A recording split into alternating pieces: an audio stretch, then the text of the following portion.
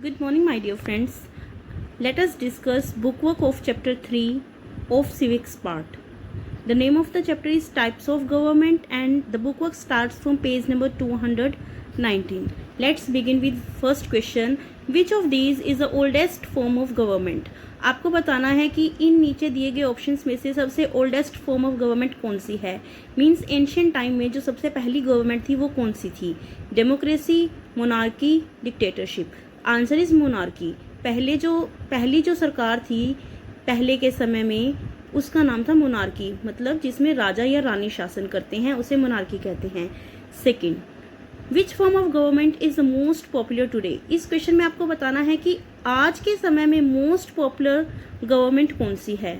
तो ऑप्शंस हैं democracy, monarchy, dictatorship. The right answer is democracy. Democracy आजकल सबसे ज़्यादा पॉपुलर है क्योंकि यह लोगों के हित के बारे में सोचती है. यह लोगों की सरकार होती है, लोगों के द्वारा चुनी जाती है. Now the next book work is on page number 221. Begin with question first. Which of the following is true. इनमें से क्या चीज़ सही है. First, democracy does not believe in equality. This statement is false. क्योंकि जो डेमोक्रेसी है वो इक्वालिटी में बिलीव करती है. तो हमें ट्रू बताना है कि ट्रू क्या है. So this is not our answer. We all are member of parliament. हम सभी पार्लियामेंट के मेंबर्स हैं. This statement is also false क्योंकि हम सब पार्लियामेंट के मेंबर्स नहीं होते. Next statement is we select some people and give authority and power to them to rule the country. हम कुछ लोगों को सिलेक्ट करते हैं और उन्हें अथॉरिटी देते हैं कि वो देश को चलाएं. तो this is our right option. Our second question is When can we lead a safe and comfortable life in our country. अब हमें बताना है कि हम अपने देश में एक सेफ और कंफर्टेबल लाइफ कैसे व्यतीत कर सकते हैं. तो ऑप्शंस है when we have a government to dictate over us. जब हमारे पास ऐसी गवर्नमेंट हो जो हमारे ऊपर डिक्टेट करे, हमारे ऊपर तानाशाही चलाए. तो इस कंडीशन में हम सेफ और कंफर्टेबल नहीं हो सकते क्योंकि जो गवर्नमेंट तानाशाही करती है वो सिटीजन्स को सेफ्टी और कंफर्टनेस नहीं देती. तो बी ऑप्शन की तरफ चलते हैं. When we have a government to make laws to keep order and discipline. तो हमारे पास जब ऐसी गवर्नमेंट हो जो लॉ एंड ऑर्डर को मेंटेन करे और देश में डिसिप्लिन बना के रखे तो हम सेफ और कंफर्टेबल फील करेंगे. तो हमारा ऑप्शन है B.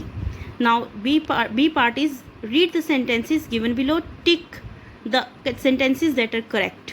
First, in the monarchical form of government, the king or queen has absolute power to rule the country. This statement is absolutely true, so mark true as your answer. The president in a parliamentary form of government is elected directly. Parliamentary form of government में जो president है वो directly चुना जाता है. बच्चे मैं यहाँ पर आपको क्लियर करती हूँ कि पार्लियामेंट्री फॉर्म ऑफ गवर्नमेंट में दो हेड होते हैं. एक होता है पीएम प्राइम मिनिस्टर, दूसरा होता है प्रेसिडेंट. तो जो पीएम होता है प्राइम मिनिस्टर उसे डायरेक्टली चुना जाता है. डायरेक्टली चुनने का मतलब है कि लोग डायरेक्टली सिटीजन्स डायरेक्टली वोट डालते हैं तो पीएम का चुनाव होता है. लेकिन बात यहाँ पर प्रेसिडेंट की है तो प्रेसिडेंट को डायरेक्टली नहीं चुना जाता, उसे इनडायरेक्टली चुना जाता है. तो this statement is false. Third, in a unitary form of government, the power is distributed between the center and the state government. Unitary form of government में जो पावर होती है, सत्ता होती है, वो सेंटर और स्टेट गवर्नमेंट में बटी होती है. This statement is also false. Reason being कि यूनिटरी फॉर्म ऑफ गवर्नमेंट में एक ही टाइप की गवर्नमेंट होती है जो पूरे देश पर शासन करती है. जो यहाँ पर बात कही गई है कि पावर सेंटर और स्टेट गवर्नमेंट में बढ़ती है, वो कौन सी फॉर्म ऑफ गवर्नमेंट होती है बच्चे? वो होती है फेडरल फॉर्म ऑफ गवर्नमेंट. जब आपसे यूनिटरी फॉर्म ऑफ गवर्नमेंट पूछा जाता है तो जो पावर होती है वो केवल सेंटर के पास होती है, और जब फेडरल फॉर्म ऑफ पूछा जाता है, फेडरल फॉर्म ऑफ गवर्नमेंट पूछा जाता है तो पावर होती है सेंटर और स्टेट गवर्नमेंट के बीच में. तो आपका क्वेश्चन है यूनिटरी फॉर्म ऑफ गवर्नमेंट, तो power distribute between centre and the state government. This statement is false, so mark cross. Fourth, universal adult franchise is the best example of equality. This statement is true.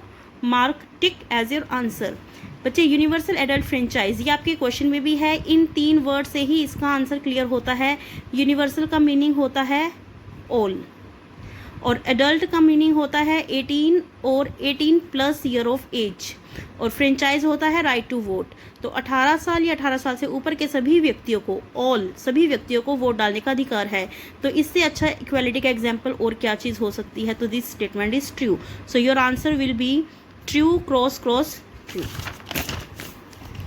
Moving ahead to next question, that is multiple choice question. Which of the following is not a job of government. अब आपको बताना है कि नीचे दिए गए कार्यों में से कौन सा कार्य गवर्नमेंट का नहीं है। First, it maintains law and order with the help of police. This is the job of a government. ये इनफैक्ट इंपॉर्टेंट काम होता है जो गवर्नमेंट को करना होता है। Second, it deals with criminal cases and even solves disputes through courts. यह क्रिमिनल केसेस से डील करती है और उनके बीच में जो लड़ाई झगड़े होते हैं उन्हें भी सेटल करती है। तो ये काम गवर्नमेंट का नहीं है, ये काम हमारी जुडिशरी का है। So B will be your answer. Second, democracy is the best form of government because. Democracy best form of government है, क्यों है? The supreme power lies with the leaders, the supreme power lies with the people, the supreme power lies with the rich and the powerful people. तो बच्चे answer है आपका B, क्योंकि इसमें जो पावर होती है वो आम लोगों के हाथों में होती है। कैसे होती है?